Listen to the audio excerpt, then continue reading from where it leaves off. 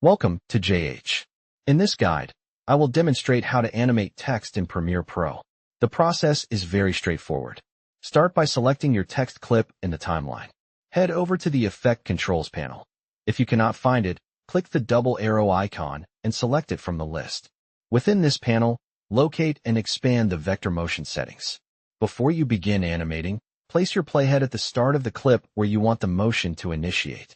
Now, click the stopwatch icon next to position to set your initial keyframe. This ensures the text stays at these coordinates at this specific time.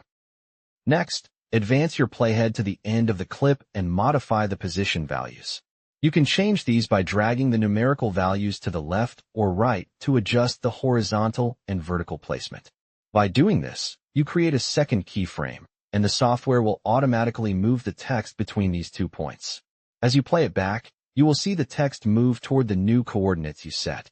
Thank you for watching. If this was helpful, please subscribe and like the video. I will see you in the next tutorial.